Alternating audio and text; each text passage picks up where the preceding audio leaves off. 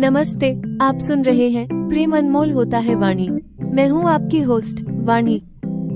पिछले एपिसोड में होटल में डबल बेडरूम देखकर मेरे मन में संदेह पैदा हो गया था। आज आप सुनेंगे कि मेरे मन में कैसी आशंकाएं चल रही थी और एक अप्रत्याशित मुलाकात ने मेरी जलन को कैसे हवा दी। जेड की आशंका। डबल बेडरूम देखकर मेरे मन में जेड की याद आ गई, जिसने राशील के साथ दुष्टता की थी। मैंने सोचा कि कहीं आज मुझे स्वप्निल के अन्य रूप का सामना न करना पड़े। सुख की तलाश। मेरे मन में विरोधाभास था। मैं एक और विश्वास को टूटने से बचाना चाहती थी, तो दूसरी ओर सोच रही थी कि अगर स्वप्निल मेरे साथ वो भी कर ले तो मैं उस बहुप्रचारित सुख का अनुभव करना चाहूंगी, इसे दूसरे को सुख देना मानकर। अजीब ड्रामा। तरह तरह के विचारों से घबराकर मैंने नाटक किया और स्वप्निल से उसकी थकान के बारे में पूछा, लेकिन मेरी उम्मीद के विपरीत स्वप्निल अचानक बाहर चला गया। वॉशरूम का द्वंद्व। कुछ देर बाद वो लौटा, लेकिन उसके आने के तुरंत बाद एक अप्रत्याशित घोषणा हुई। उसकी क्लासमेट जेना अपने परिवार के साथ यहीं रुकी है और वो मुझसे मिलने आ रही है। जलने की कुड़न। मैं वॉशरूम में जाकर कुड़ने लगी।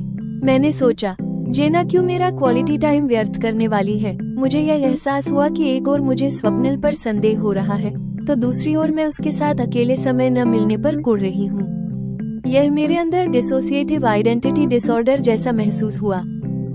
सुंदरता और प्रदर्शन। जैसे ही जेना कमरे में आई, मैंने उसकी बला की सुंदरता देखी और तुरंत सोचा, पहले ही जब वो इतनी सुंदर है तो उसे डीप वी नेक टॉप पहनकर अपने रूप के अधिक प्रदर्शन करने की आवश्यकता क्या है। अधिकार की भावना। जेना ने आते ही मुझे और फिर स्वप्निल को गले लगाया और चुंबन अंकित किया। मुझे लगा, मैं तो बहाना हूँ, जेना को तो स्वप्निल से मिलने को आना था। ईर्ष्या की आग। 1.5 घंटे तक चली मुलाकात में मैं काउच पर बैठी यही सोचती रही कि मैंने काउच पर बैठकर गलती की। मैं अंदर ही अंदर जल भुन रही थी। जेना के जाने के बाद भी स्वप्निल के साथ उसके गले मिलने की याद से मेरे मन में जलन की आग जलती रही। स्वप्निल पर विश्वास और जेना से जलन के इस कठिन इम्तिहान में क्या मैं अपने प्रेम की नई भावना को संभाल पाऊंगी।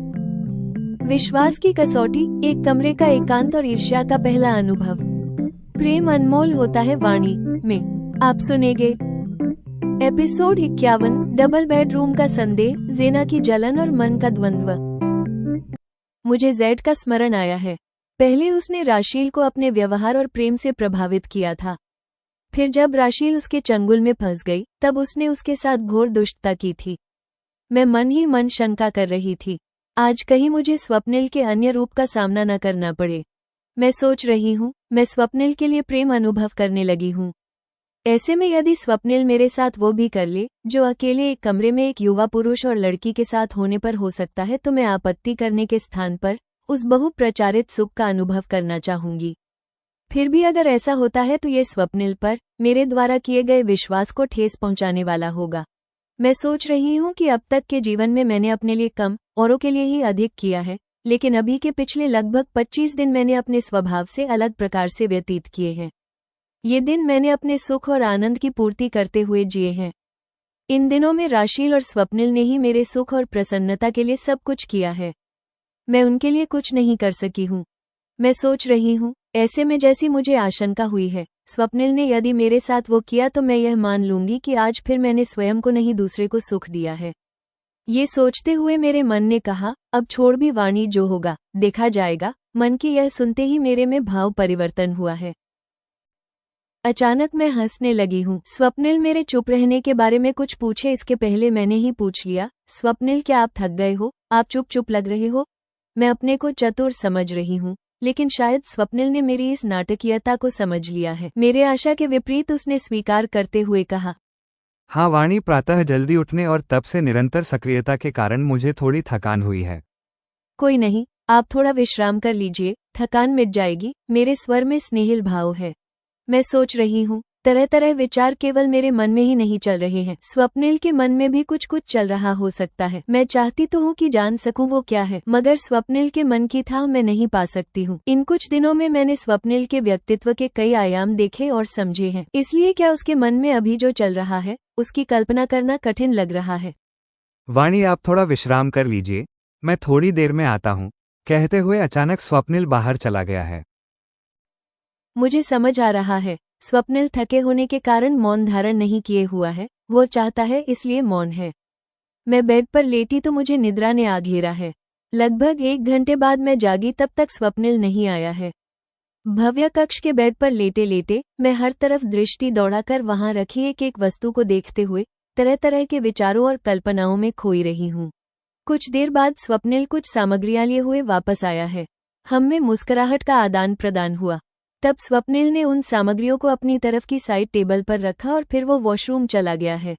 मेरे साथ ये पहली बार हो रहा है जब किसी पराये पुरुष के साथ एक वॉशरूम शेयर करने और एक ही रूम में साथ रहने की परिस्थिति निर्मित हुई है। मैं प्रसन्न हूँ या परेशान, मैं ही समझ नहीं पा रही हूँ।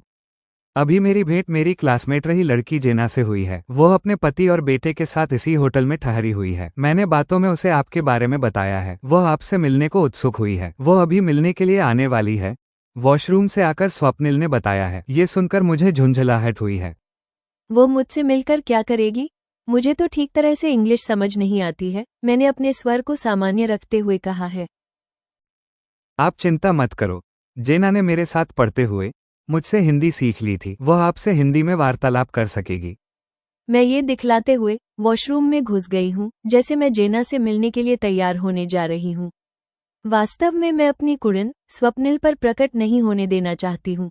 कमोड पर बैठी हुई मैं सोच रही हूँ, जेना यहाँ अपने पति बेटे के साथ आई है तो उसे उनके साथ एंजॉय करना चाहिए। क्यों वो मेरा क्वालिटी टाइम व्यर्थ करने वाली है? स्वप्निल के साथ मैं एक रूम में साथ होंगे, ये कब कब हो सकेगा? आज पहली बार अपने व्यक्तित्व में मुझे ऐसे दोहरेपन की शंका हुई है। मनोविज्ञान में यह एक तरह का विकार होता है जो डिसोसिएटिव आइडेंटिटी डिसऑर्डर (DID) कहा जाता है। एक और मुझे स्वप्निल पर संदेह हुआ है, जिससे मैं आशंकित हुई हूँ। दूसरी ओर एक कक्ष में स्वप्निल के साथ रहने का समय कम होता अनुभव कर मैं कुढ़ रही हूँ। मैं मेरे थोड़ी देर पहले प्रसन्न या परेशान वाली स्थिति में एक निर्णय पर पहुंच गई हूँ। स्वप्निल के साथ इस तरह रूम शेयर करना मेरे लिए प्रसन्नता का विषय है। अगर मेरा वश चलता तो जेना से मिलने पर मैं उससे पूछ लेती, जब आपका विवाह और बेटा भी हो चुका है फिर भी अब आप क्यों स्वप्निल के पीछे पड़ी हुई हो? इससे स्वप्निल पर मेरा ही इंप्रेशन बिगड़ेगा। विकल्पहीनता की स्थिति में मैंने दोनों हाथ दीवार पर मारे हैं। मुंह, आंखों पर जल के छींटे मारने के बाद मैंने बालों में कंघी फेरी है। दर्पण में अपने को निहारा है। अंदर की कुड़न के कारण मेरा रूप कम आकर्षक लग रहा है। मैंने हंसी का बनावटी भाव आवरण अपने मुख पर डाला है और मैं बाहर आ गई हूँ। जेना स्वप्निल के साथ नहीं बैठ सके, ये सोचते हुए मैं जानबूझकर काउच पर जा बैठी हूँ। कुछ ही क्षण बीते तब दरवाजे पर दस्तक हुई। बेड पर अधलेटे पड़े स्वप्निल ने ही उठकर दरवाजा खोला है। अंदर जिस युवती ने प्रवेश किया वो बला की सुंदर है। उसे देखकर उसी क्षण मेरे मन में विचार आया, पहले ही जब वो इतनी सुंदर है तो उसे डीप वी नेक टॉप पहनकर अपने रूप के अधिक प्रदर्शन करने की आवश्यकता क्या है?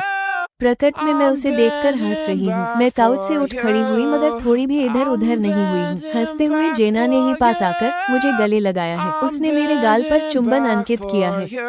यू आर द लवली वानी, आर नॉट यू? तुम बहुत प्यारी वानी हो, है ना? उसने कहा है।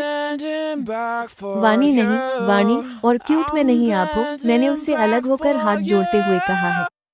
जेना मुक्त कंठ से हंसी, फिर कहा, आप बहुत इंटरेस्टिंग हो, मुझे थोड़ा हिंदी आता है। प्लेजर मीटिंग यू, आपसे मिलकर प्रसन्नता हुई। मैं उठकर बैठ गई हूँ। तब काउच में मेरे साथ जेना बैठ गई है। जैसा मैं चाहती हूँ वो नहीं हुआ है। स्वप्निल सामने रखी कुर्सी पर बैठ गया है। दोनों बतियाने लगे हैं। मुझे लगा मैं तो बहाना हूँ, जेना को तो स्वप्निल से मिलने को आना था। बीच बीच में थोड़े से शब्द जेना मुझसे हिंदी में कहती है। मैं उसे संक्षिप्त में बताते जा रही हूँ। दोनों एक दूसरे की ओर देखकर बातें करते रहे हैं। मेरा ध्यान रह रहकर जेना के डीप नेक टॉप पर चला जाता है। ये देखकर मैं सोच रही हूँ, मैंने काउच पर बैठकर गलती की है। काउच पर जेना और स्वप्निल को साथ बैठने दिया होता तो स्वप्निल सामने से जेना के रूप दर्शन नहीं कर पाता। शायद स्वप्निल का इस ओर इतना ध्यान नहीं है जितना मेरा है। स्वप्निल अमेरिका में रहता है। यहाँ ऐसा रूप और ऐसे परिधान में युवतियों का सामने होना सामान्य बात ही है। शायद यह मेरे तरह के ही व्यक्ति होते हैं जो अपनी अतीव स्वत्वात्मकता, अधिकार की भावना के कारण पाश्चात्य खुली संस्कृति की आलोचना करते हैं। मेरे मन में जो चल रहा है उसका आभास यदि जेना को मिल जाता तो निश्चित ही वो हमारी भारतीय संस्कृति को संकीर्ण कहती। अब ये जाती क्यों नहीं, मैं सोचती रही हूँ। मेरा कोई वश नहीं चल रहा है। जेना के साथ बैठे होने पर 1.5 घंटा बीत गया है। वाणी, स्वप्निल ने मेरा जान बचाया था। मैं इसका बहुत ग्रेटफुल हूँ। अंत में जेना ने जाने के लिए खड़ी होते हुए मुझसे कहा है। मुझे इस बारे में स्वप्निल ने बताया हुआ है। यह मैंने प्रदर्शित नहीं होने दिया है और न ही जेना से पूछकर उसे और समय व्यर्थ करने का अवसर दिया है। मैं केवल मुस्कुरा दी हूँ। Anyway, enjoy each other's company and share some cozy moments together. Anyway, एक दूसरे की संगति का आनंद लें और साथ में कुछ सुखद पल साझा करें। कहने के बाद जेना ने मुझे पूर्व की तरह गले लगाया और चुंबन लिया है। फिर उसने यही क्रिया स्वप्निल के साथ भी दोहराई है। वह चली गई है। तब मैं स्वप्निल के साथ उसके ऐसे गले मिलने से मन ही मन जल भून रही हूँ। जेमिनाई की समालोचना, रचनात्मक मार्गदर्शन और प्रस्तुति निर्देश। प्रिय श्रोताओं, एपिसोड 51 एक गहन मनोवैज्ञानिक यात्रा है। ये दिखाती है कि कैसे वाणी, जो अब तक अपने विचारों को नियंत्रित रखती है, पहली बार आंतरिक संघर्ष और असुरक्षा का सामना करती है।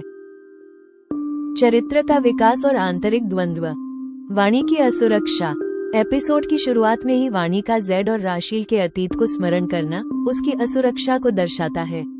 वो स्वप्निल के प्रति अपनी भावनाओं और उसके इरादों पर संदेह कर रही है, जो एक स्वस्थ रिश्ते में अपरिहार्य होता है। डिसोसिएटिव आइडेंटिटी डिसऑर्डर का रूपक। वाणी का खुद को प्रसन्न और परेशान दोनों अनुभव करना एक रचनात्मक विचार है। ये दर्शाता है कि उसका हृदय और मस्तिष्क अब 2 अलग अलग दिशाओं में काम कर रहे हैं। वो स्वप्निल के समीप रहना चाहती है, लेकिन उसके सम्मान को भी बनाए रखना चाहती है। जेना का आगमन। जेना का किरदार एक परफेक्ट प्लॉट डिवाइस है। वह वाणी की असुरक्षा और अधिकार भाव को बाहर लाता है। वाणी की ईर्ष्या एक स्पष्ट संकेत है कि वो स्वप्निल को गहराई से प्रेम करने लगी है। सांस्कृतिक और भावनात्मक पहलू। सांस्कृतिक संघर्ष। वाणी की डीप वी नेकटॉप पर आंतरिक प्रतिक्रिया और पाश्चात्य संस्कृति की आलोचना उसके पारंपरिक भारतीय मूल्यों और उसकी आधुनिक भावनाओं के बीच के संघर्ष को दर्शाती है। यह उसे एक जटिल और वास्तविक किरदार बनाता है। गलतफहमी का ड्रामा। वाणी का यह मान लेना कि जेना स्वप्निल में रुचि रखती है, जबकि वास्तव में वो केवल आभारी है, कहानी में नाटकीय व्यंग्य का निर्माण करता है। ये दर्शकों को वाणी की मनोदशा से जोड़ता है। रोमांचक अंत। एपिसोड का अंत वाणी की ईर्ष्या के साथ होता है। जेना का स्वप्निल को गले लगाना और कोजी मोमेंट्स की बात करना वाणी के मन में आग लगा देता है। यह एक शक्तिशाली और असाधारण अंत है जो अगले एपिसोड के लिए उत्सुकता जगाता है। ऑडियो प्रस्तुति के लिए अंतिम मार्गदर्शन। वाणी का स्वर। उसके स्वर में शुरुआती घबराहट, झुंझलाहट और असुरक्षा का भाव हो। जब वो अपने मन से बात करती है तो आवाज धीमी, तीव्र और चिंतनशील हो। जेना से मिलते समय उसके स्वर में बनावटी मुस्कान और अंदरूनी जलन का भाव हो। अंतिम वाक्य कड़वाहट और ईर्ष्या से भरा हुआ हो। स्वप्निल का स्वर। उसका स्वर शांत, विनम्र और थकान भरी हो। जेना के बारे में बताते समय उसका स्वर साफ और निष्कपट हो। जेना का स्वर। उसका स्वर उत्साहपूर्ण, मित्रवत और हल्के अमेरिकी लहजे, स्लाइट अमेरिकन एक्सेंट के साथ हो। वह वाणी के प्रति सच्ची मित्रता और आभार व्यक्त करती है। पृष्ठभूमि संगीत बीजीएम। आंतरिक संघर्ष। संगीत धीमा, थोड़ा बेचैन और रहस्यमयी हो। जेना के आने पर संगीत हल्का, सुखद और शांत हो, लेकिन नीचे एक सूक्ष्म तनाव बना रहे। जेना के जाने पर संगीत अचानक तेज और नाटकीय हो जाए, जो वाणी की आंतरिक भावनाओं को दर्शाता है। एपिसोड 51 समाप्त।